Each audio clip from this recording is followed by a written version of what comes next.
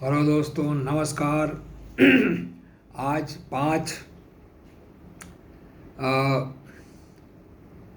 जून को एक बार फिर आपके सामने हूँ। मैं प्रोफेसर नृपेंद्र नारायण सिंह और आज आपसे शेयर करने जा रहा हूँ, आपके सामने बातें करूँगा हमारे महान धर्म ग्रंथ महाभारत के बारे में।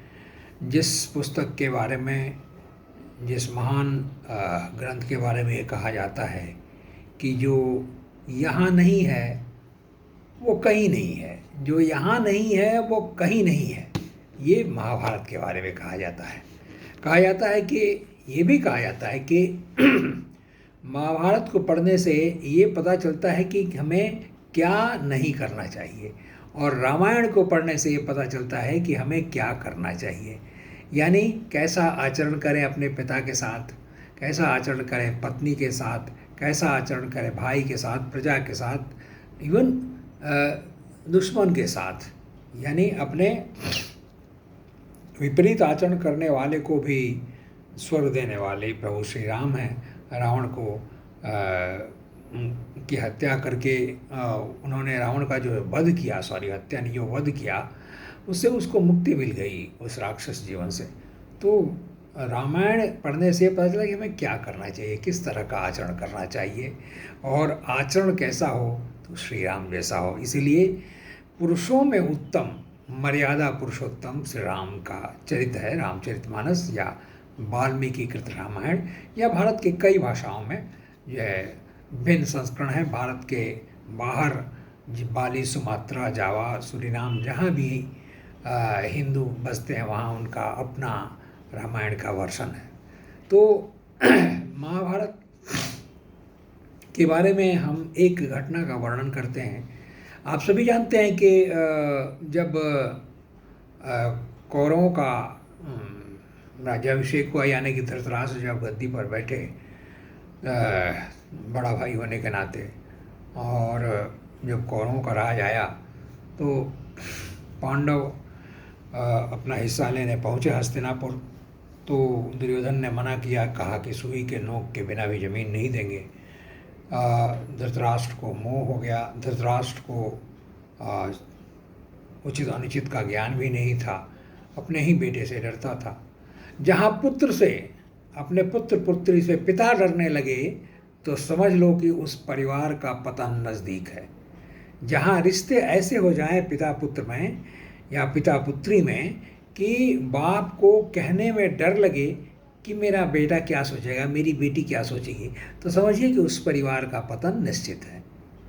वो चाहे बेटा हो, बेटी हो, पत्नी हो, अगर पति डरने लगे, अगर पिता डरने लगे कि मैं कुछ कहूँगा तो अशांति होगी, मैं कुछ कहूँगा तो ये मानेंगे नहीं, तो उस परिवार का नाश निश्चित है। ये आप महाभारत में ये सीख मिलती है। तो क्या नहीं करना चाहिए, यानी कि मतलब पिता के साथ, पति के साथ जो है वो एक ख़ास तरीके से बात करनी चाहिए जिसमें श्रद्धा हो, एक रेस्पेक्ट जो है वो, प्रेम भी होगा और रेस्पेक्ट भी होगा। ये चाहे पति पत्नी हो या पुत्र हो, चाहे पुत्री हो, अपने पिता के लिए वो जन्मदाता है। बड़े बड़े विद्वान कहते हैं, आचार्य कहते हैं कि पिता चाहे जैसा भी हो, लेकिन उसको आदर करना जो है उसकी पत्नी का, उसके पुत्र का, पुत्री का धर्म है।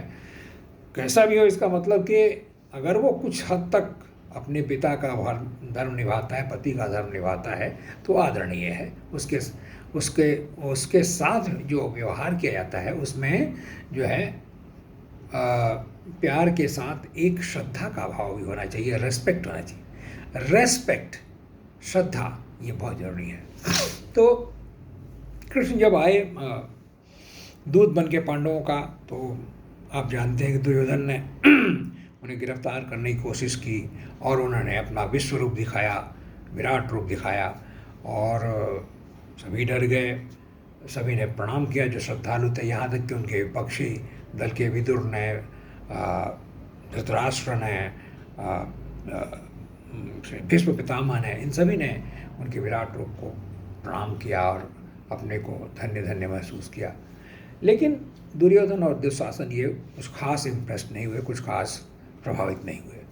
जो भी हो, इसके बाद एक बार फिर 2 बार जो है महाभारत में वर्णन मिलता है कि कृष्ण जी ने अपना विराट रूप दिखाया था। एक बैटलफील्ड में, जब कुरुक्षेत्र के मैदान में अर्जुन जब इच्छा प्रकट करता है तो भगवान वहाँ भी कृष्ण जो है अपना विराट रूप दिखाते हैं।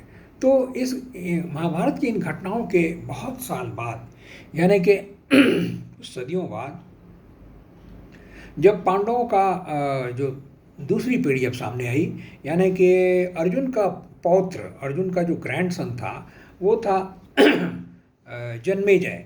तो जन्मेजय ने अपने गुरु वैशंपायन से, वैशंपायन एक मुनि थे, उनसे ये जानकारी हासिल की कि ऐसा हुआ था कि उसके पितामहों को, उसके ग्रैंडफादर को, अर्जुन, नकुल, भीम, सहदेव और सभी को भगवान श्री कृष्ण का विराट रूप देखने को मिला था। तो जन्मेजय में ये बहुत तीव्र इच्छा प्रकट हुई, जागी उसके हृदय में कि वो भी दर्शन करेगा श्री कृष्ण के विराट रूप का। उसने अपने गुरु वैशंपायन जी से पूछा, मुनि से, कि ऐसा कैसे संभव है कि मैं भी वो जो है दर्शन का लाभ उठाऊं, दर्शन पा सकूं भगवान के विश्वरूप का। तो बहुत सोच विचार करके वैशंपायन मुनि जी ने कहा कि हे जन्मेजय, तुम बहुत धर्मात्मा हो, फिर भी तुम्हें बहुत सारा तप करना पड़ेगा। तो तप करने के लिए तुम दक्षिण भारत के किसी जगह में जा कर के तुम तप करो, और कुछ वर्षों के तप के बाद हो सकता है कि श्री कृष्ण तुम्हें विश्वरूप का दर्शन दें। तो तप करने चला गया दक्षिण भारत में जन्मेजय, और वो बहुत सालों तक तप करता रहा, और उसे जो है भगवान कृष्ण ने जो है विश्वरूप का दर्शन दिया, और उनके विराट रूप को देख करके बहुत धन्य हुआ जन्मेजय। और आप जानते हैं वो जगह कौन सी है जहाँ भगवान श्री कृष्ण ने जन्मेजय को, जो पांडवों का पौत्र था, ग्रैंडसन था, तो वहाँ उन्होंने, कृष्ण जी ने जन्मेजय को अपना विश्वरूप दिखाया, क्योंकि उसने बहुत तपस्या की थी। तो उस जगह का नाम है कांचीपुरम।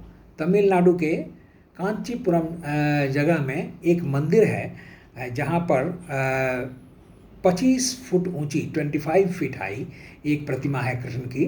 वो कांचीपुरम तमिलनाडु में है, और ये वो जगह है जहाँ जन्मेजय ने तपस्या की थी और कृष्ण के विराट रूप का दर्शन किया था। उस मंदिर का 2 नाम है, एक पांडवा थूठार पेरुमल। पांडवा थूठार पेरुमल, ये संस्कृत तमिल वर्ड है।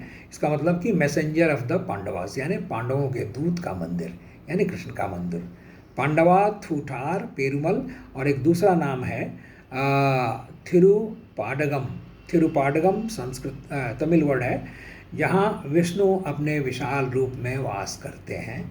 जहाँ विष्णु अपने विशाल रूप में वास करते हैं, ऐसा मंदिर जिसका, तो ये इस मंदिर का दूसरा नाम है थिरुपाडगम, यानी विष्णु जहाँ अपने दैत्य विशाल रूप में निवास करते हैं। तो कांचीपुरम वो पवित्र शहर है जहाँ की जन्मेजय ने कृष्ण के विराट रूप के दर्शन किए थे। धन्यवाद दोस्तों, इस महत्वपूर्ण जानकारी के साथ मैं ये वीडियो समाप्त करता हूँ। नमस्कार।